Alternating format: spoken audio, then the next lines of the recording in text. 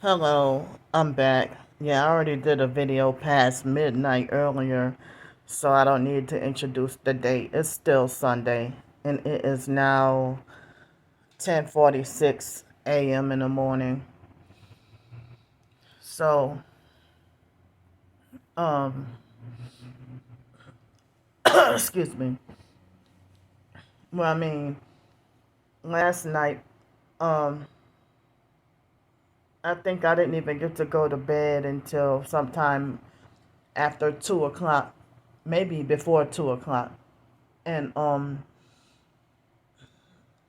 well, one lady who I was surprised that I thought that she unfollowed me, but come to find out on another account she's still following me, but I don't know if she ever followed me on the other account. But other people, that's supposed to be Christian, supposed to be targeted, or supposed to be part of the writing community on TikTok, they unfollowed me for whatever reason. But in the writing community, even on Twitter, um, like only a small handful of targeted individuals,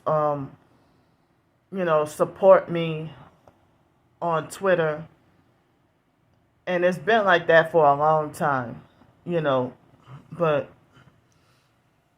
excuse me, but it's like I don't even know if I am heavily shadow banned on Twitter. Um, the online stalkers, like, they bragged about how they got my blog shadow banned. You know, so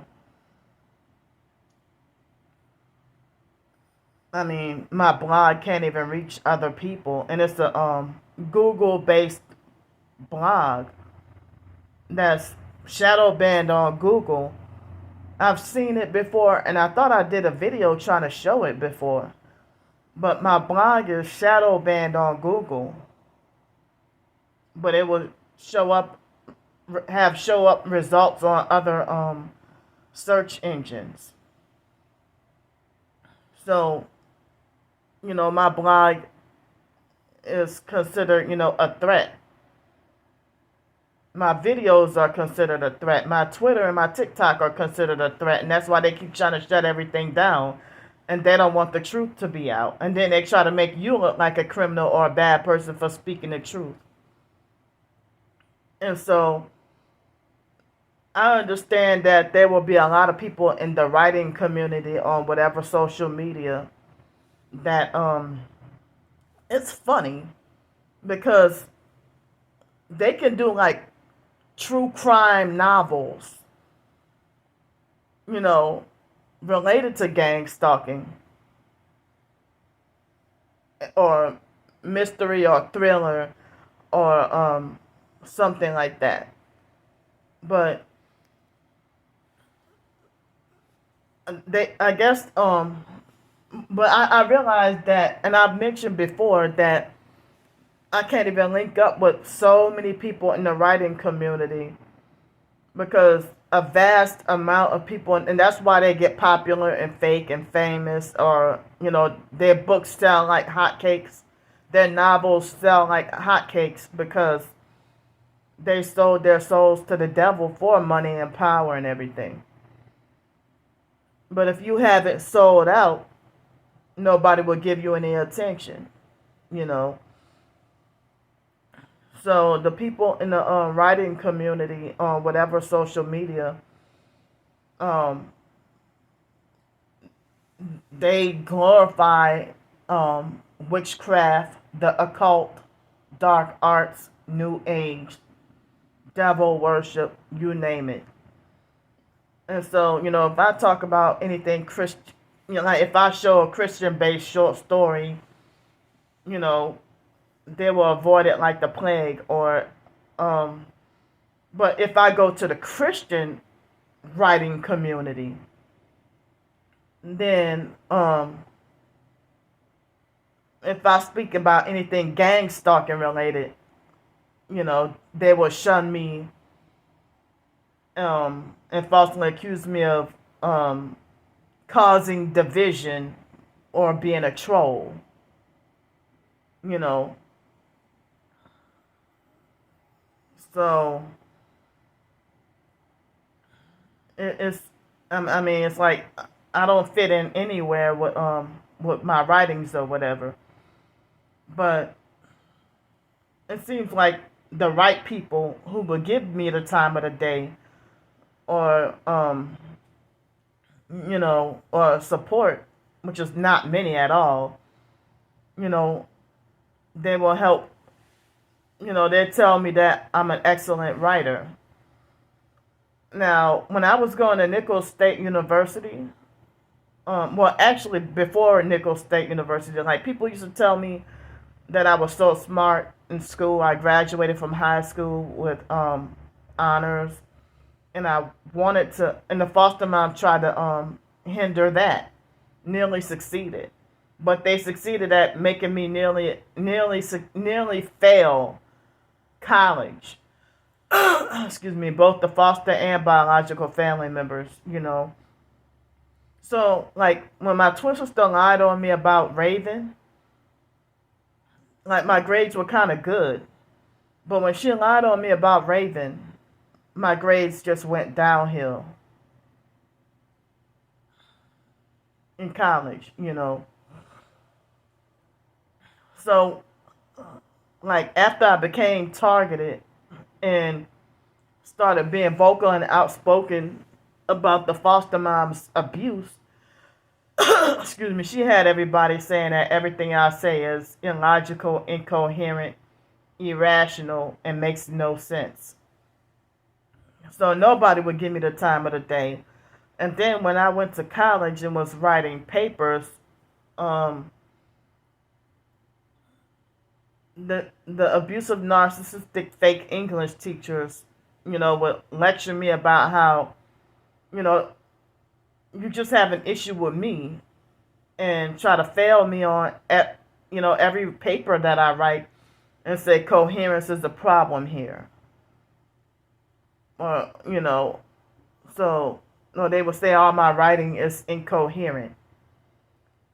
And I didn't realize, come to think of it, that Connie Soroy from Nichols State University, or Connie Soroy, the French way, um, I didn't realize she was a perp.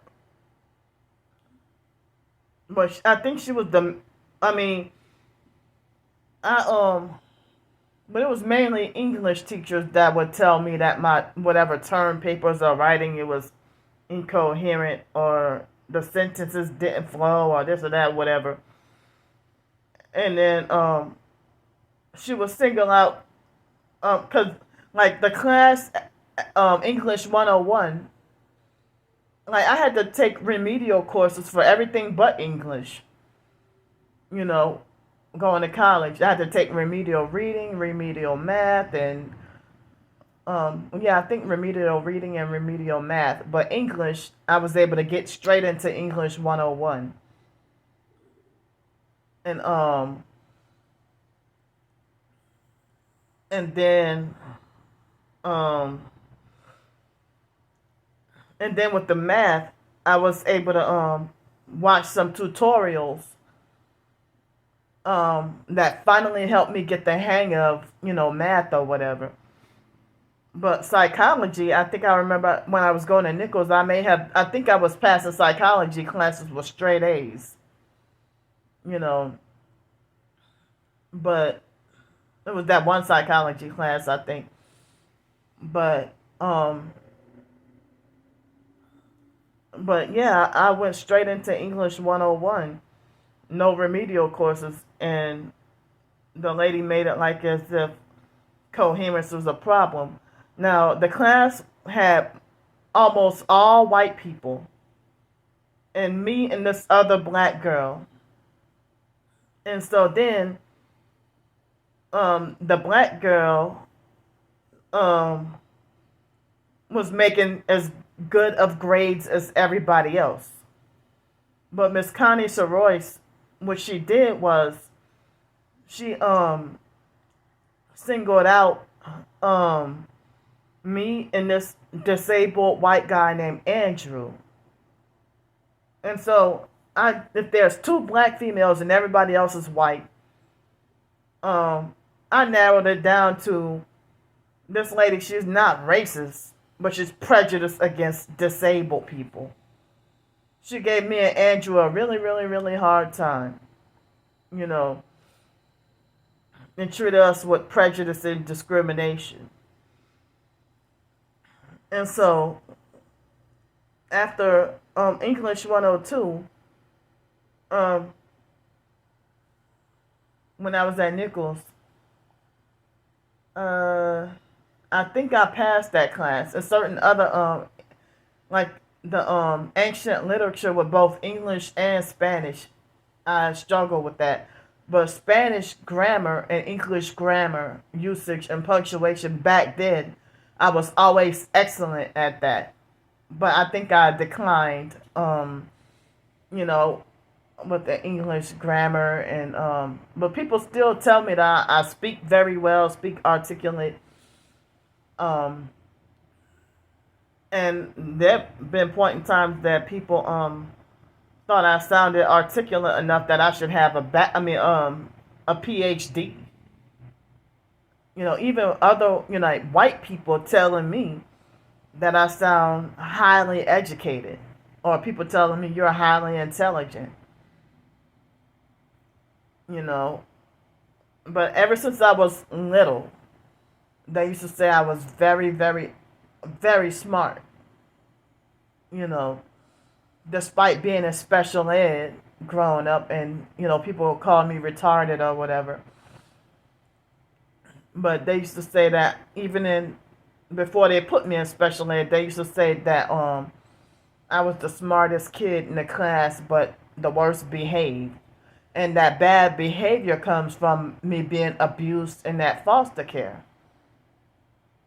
You know, but if it weren't for the abuse, I probably wouldn't have been acting out. You know, and then I was spiritually oppressed, probably because of the cult that I grew up in. You know, so but after some time, people started to tell me that you write very well, you know. And then over the years, you know, I despite being oppressed with people trying to say, well, you're incoherent, you don't make sense or whatever, I didn't realize all those people were narcissistic and jealous and felt threatened, you know, and trying to silence my voice. So I feel like, I mean, that video got wrongfully shut down. A video that I did on my one of my other YouTube channels that I said maybe being an author or a writing might be my calling in life, you know. Excuse me. And that video recently got wrongfully shut down. And so that but at the same time, you know, the malicious gang stalkers, they're the only ones who speak ill of my writings. But I try to share my writings on Twitter and stuff, and they just get overlooked and ignored, you know. But they're not interested in the kind of stuff I write about. They're interested in like sci-fi, romance, fantasy, thriller, horror, true crime, and stuff like that, you know. And whatever is glorifies evil. But excuse me. But the online stalkers, They try to make sure that I don't make any money at all from my writings, and suppress my exposure. They don't want me with any support at all. You know, and none of my family would even back me up or support anything about me. You know, if they were to see any one of my short stories, they will laugh and mock and make fun for years and decades on end. You know, or they'll say ignore me, and don't even give me eye contact, and they'll say don't nobody want to read that. You know, so but if people in the family treated my twin sister like that, if she tried to show any family member, her poems or whatever, and they shunned her, she would cry. You know, but she even works with the online stalkers to shun my writings and mock and make fun of me. You know,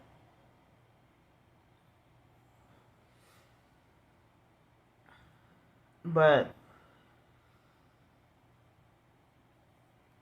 the online stalkers think I don't deserve to make a living from my writings, and they try to lie and say it's not work. But Social Security Administration and the IRS says that it's work, and therefore I have to, or they will falsely lie and say that Candy's not reporting her writings to the taxes, or to the IRS or whatever. She's not reporting her earnings or whatever, and I have been. I had no choice but to. So, and I don't get much of anything. You know, um, so they tried that. With the Social Security. Candy is not reporting this. How do you know what I'm doing? And that's why they sick that Social Security lady on me like a dog, and had me traumatized last year. You know, but then everything I try to write or publish, y'all try to get it wrongfully shut down. You know, and falsely report everything for scam and fraud.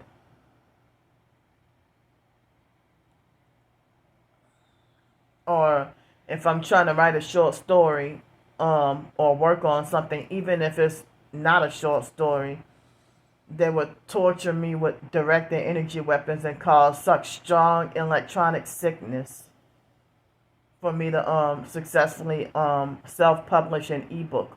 That I took so many hours to write out. You know, even if it's fiction, fiction, they will still feel threatened. You know, and then for me to write a short story about a lost dog being found, the online stalkers would try to criminalize that and falsely accuse me of glorifying and glamorizing child abuse, animal abuse, or child neglect and all that. Or if I write short stories about family, they will make it like you have no business writing about family and you have no understanding of family dynamics.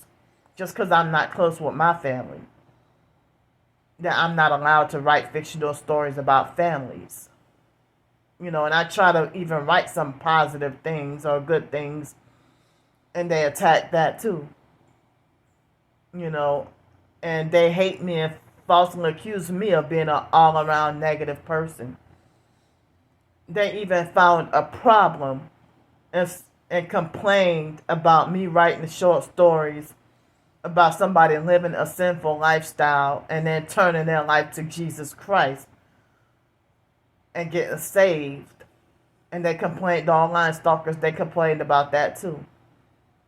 felt threatened by that and complained about that too. But you did that, but you're the one who's currently a member of a cult, you know. So,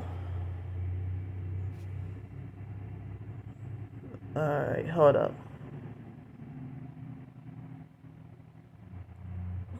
So, yeah. But I thought that, if things don't work out with this job, you know, then I figured, well, maybe I should just, I mean, it's very hard, to have a permanent job or have a job. The income is more guaranteed than with your writing. Like people who do art, something like this. Um, it's hard to even make sales from artwork, you know. But back then, people used to appreciate and support local creativity. But now, the only people will support you is if you're a fake sold out celebrity. People won't even give you the time of the day if you're local, even if somebody's trying to get music out there. If you're a local artist that's considered hot, um, people won't even give you the time of day unless you got some kind of fame. Even if you're a local celebrity, you don't even have to be an international or worldwide celebrity.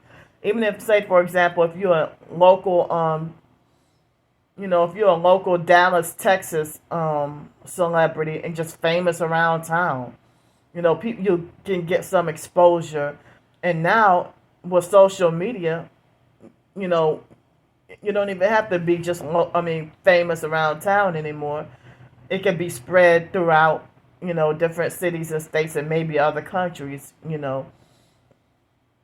But nowadays, social media makes people who had no chance of being famous before or getting any exposure, people become famous off of anything. Even if it's you get some kind of fame off your you know, if you got some kind of fame off of doing TikTok live streams bathing your pit bull, you know, but you know, but I felt like last year I had some thoughts that I ran out of top fictional short stories to talk about or ran out of topics, but now I have like a lot of topic ideas and also some you know I've been wanting to write some novels, but I wouldn't know what to categorize them as, but you know I don't want to follow the mainstream formula and rules of writing. I would rather just be free minded and have my own creativity, you know. So, people will shun you for not conforming to society or conforming to certain rules. But then when a celebrity breaks rule conformity, then they get called, falsely glorified as a trendsetter. And then they create their own rules and laws or whatever, and everybody follows that celebrity, on creating something different. But if you're not famous and you try to create something different, um, then you get shunned for that. So, but anyway, though, later on this morning, I woke up at 9:44 this morning because even in the middle of the night, like 2 or 3 o'clock in the morning, I heard a loud noise campaign. Um, and the noise campaign had been going on all night. But I don't even know if it's because of bars and or if those are bars or clubs or something very close nearby. And I heard some noise Friday night, and I'm like, wow, they put me right where all the noise is, you know. But that, I guess that kept me awake too, you know, all the noise, loud music and stuff, you know. Um, and it was unbearable enough to make me not even want to be up in this room, you know. So, I mean, then I had this um, the fake foster mom was in my doggone dream.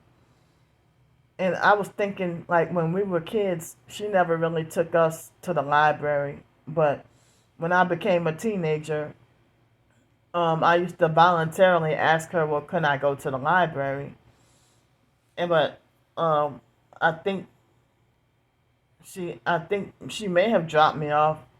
I don't remember. Yeah, I think she did before, or she would pick me up from the library. You know, but the library, I could have, you know, would walk to the library, you know, but she even felt threatened by me researching and looking up things, and you know, and she wanted to falsely paint me as crazy. But if I'm diagnosed with this mental disorder and that mental disorder, she tried to prevent me, or she had a problem with me checking out library books to further educate myself on the disorder that I was already diagnosed with. And then she would lie to people and say that Candy looks up these diagnoses, and I mean reads up on these books and then diagnose herself, which is not true. Dr. Chakraborty would diagnose me with OCD or anxiety disorder or Tourette syndrome or depression or whatever. And so after being diagnosed, people would ask me about it, and I wasn't sure. And so then I started educating myself further on the diagnosis of whatever mental disorder. And my twin sister overheard the foster mom lie to people and say that Candy read, you know, she'll go to the library and check out 30 books or whatever, and then she would you know, diagnose herself with all these illnesses. And that's where my twin sister gets to parrot that. That's where she gets that from. You know, falsely accused me of, you know, having made up, you know, made up mental disorders or made up diseases or whatever. When I truly do suffer a hypersensitive ear condition, and even the fake TI perps recently threw that in my face. You got that from nobody but my twin sister. Secretly and going behind my back and listening to her lies. You know, so I really do have a hypersensitive ear condition. And I, you know, really do have, you know, Tourette's and OCD and stuff, you know. But the foster mom was mad because she wanted to falsely paint me as crazy and schizophrenic. You know, and I didn't have that diagnosis. And she falsely smear campaigned and lied. She thought that she could create her own diagnosis for me. And so Dr. Chakraborty, when I confronted her about it, she said, no, that I'm not schizophrenic. And other psychologists that we had to go to did not diagnose me with schizophrenia. The foster mom and the social worker, they teamed up to lie about me having schizophrenia so that they can covet me they could covet my they could force me on Social Security and covet my checks, because they said that Social Security kept denying me. And so they lied about me being schizophrenic, and it worked. And I was already targeted at that time. And I didn't realize the foster mom was secretly getting Social Security from, secretly getting a Social Security check, when I was, without me being aware, when I was in elementary school, and she kept all that money for herself. And throughout the years, as I said, I would be 18 and 19 years old going to college and be forced to wear the foster sister Joni or foster sister April or the foster sister Shelley or the foster cousin Mildred's hand-me-down clothes when I was 8 years old, and still forced to wear those same garments by the time I was 18 and 19. And then, the foster mom kept us forced to wear the same one gym uniform from 7th grade all the way through. Can you imagine wearing the same shirt and shorts for PE, for gym, between, 7th grade all the way through 9th grade? The same one gym uniform. While the other kids, they got to have newer uniforms. And so the foster mom was rich enough that she could afford to take care of us like she loved us. But she forced us to live in a way that people thought they bullied, harassed, and laughed at us and calling us, old-fashioned, or they thought we were poor and old-fashioned, but the foster mom would deliberately make us look poor, and was grooming me for poverty all my life. And the foster mom, like, they would have, like, old, like, rice on the stove, or the rice, like, or like old rice on a stove, or gummy rice, or blue rice, with mold, and she would still force us to eat it, and try to argue us that the rice is still good. And as I said, she did this with noodles as well. Of course, the noodles will be cooked. That's how they would be able to, go moldy and stuff. And my twin sister try to gaslight me and defend the foster mom, and talk about 6-day-old noodles don't even go bad after 6 days, you dumbass, or something like that, she said. And couldn't find out, yes, noodles can go bad. But, and she tried to lie and say, Candy had to be first with everything, or, well, I did have to be first with everything, when I was a child, I was a kid, because they will always put me as last priority. So I try to fight to, be first, when they will always punish me, make me last as a punishment, all the time. So that's why I used to fight to be first. But what kid didn't fight to be first? A lot of us did. But she tried to be like, and everything had to be new. Like, she tried to gaslight me with that and defend the fake foster mom. When, if we got something nice, my twin sister thought that she was worthy to deserve what was better than me. And left me what was, less quality or something. Or she always would think she's entitled to take what's better than me.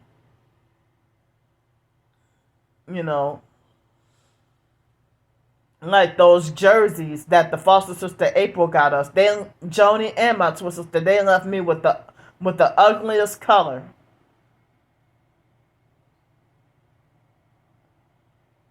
Joni had the Chicago Bulls, which we all tried to fight for that one. But I really wanted the Detroit Pistons what my twin sister got. But they left me with the ugly, nasty blue and green and white Dallas Mavericks. And then with some clogs that the foster mom bought us, I think Joni took the black ones and my twin sister had some other color, and then left me with the ugly brown ones. Yeah, with some kind of clogged shoes or something like that. In other instances, where the foster mom manipulated for us to fight over everything, just to make us look, get paid to make us look even more crazy. But my twin sister was a victim of this abuse as well. When she got brutally beaten for stealing the foster mom's $400 calligraphy pen. The foster mom nearly killed her that day. And I witnessed the beatings. But my twin sister was still defending, agree with the fake foster family against her own twin, and been programmed and manipulated and brainwashed to hate me. But if you ask, everybody say that I'm the one who's evil and hateful. You know. But her poems used to get praised when we were younger. Or whatever music that she tried to create. But here she's shunning me, talking about Candy thinks she's an author. You know. But anyway, though, tomorrow, I wish I did get to eat breakfast today, but, I was still tired and didn't have enough sleep. And, but before I go, let's see, Friday when I was at the library before going to work, I had a dream that I may have told y'all this. I had a dream about that me and my twin sister were on good terms and getting along. And she said that in the dream that the foster sister Shelly and her husband Brian were homeless. And then she tried to turn around in the dream. She said, "Oh, I don't know which one. I don't know, one of them homeless. I don't remember." I'm like, "It's probably Brian," or she probably put Brian out or whatever. But I'm like, that was a weird ass dream. And then the next day, Friday night or whatever, or Saturday morning, I had a dream about her telling me that the foster niece Kayla could sing her ass off. But in real life, I don't think that's true. But in the dream, my twin sister told me that. So then earlier this morning, not last night, I had a weird dream that about the fake foster mom, taking me to the library.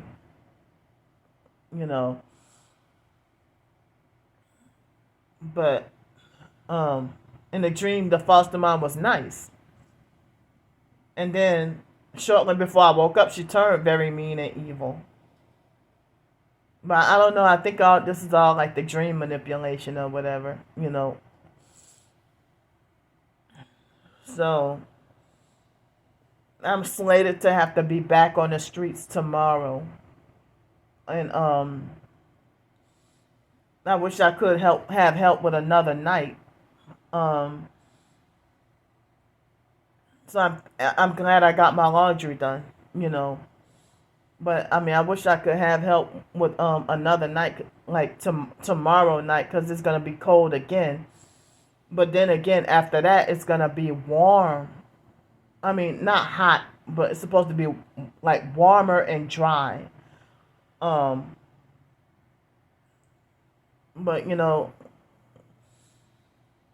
it's been difficult.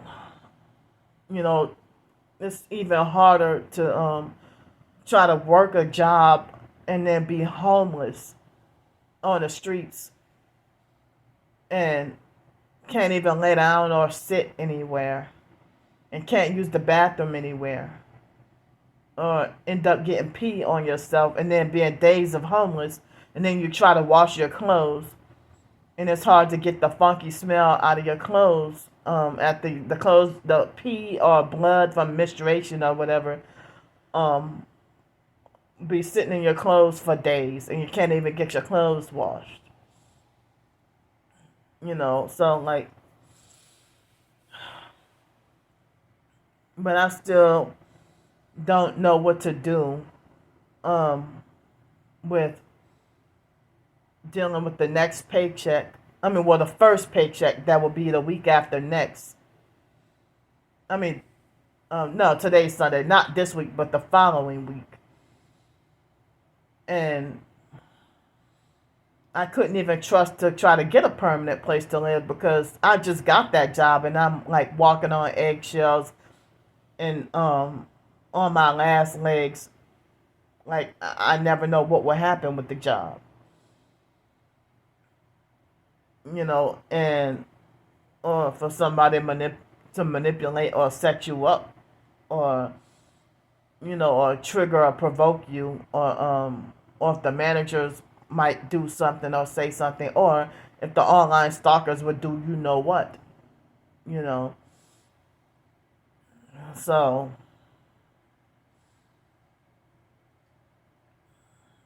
and it's like the online perps, that they'll try to ruin your life for sport or try to destroy every housing and job that you get because they feel like it's punishment for it's punishment for me not selling my soul or selling out.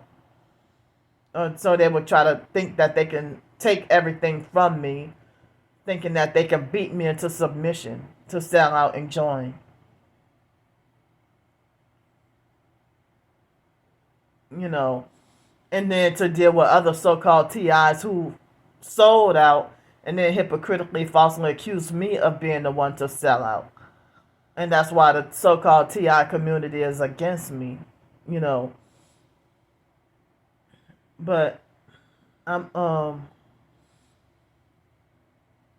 but it's so hard. I am exhausted and tired.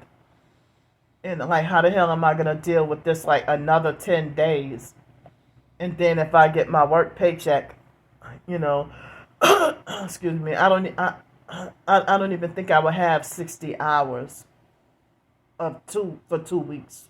I won't have 60 hours for 2 weeks. So that means that I might end up getting 500 something. And what to do with that 500 something dollars? I can't even find a permanent place to live. And if I do, they will gang stalk me out of there. Or I probably couldn't even keep this job. They will sabotage something. So I gotta get going to work right now. It's 11:29 a.m. And I hate to have to ask. I need any and all the help that I could get. But tonight I will be secure and off the streets and in this hotel room. And then, tomorrow I'm scheduled to have to be back on the streets. So it's hard. And people shouldn't make it hard for another person to live, and they shouldn't make it hard for another person to work either.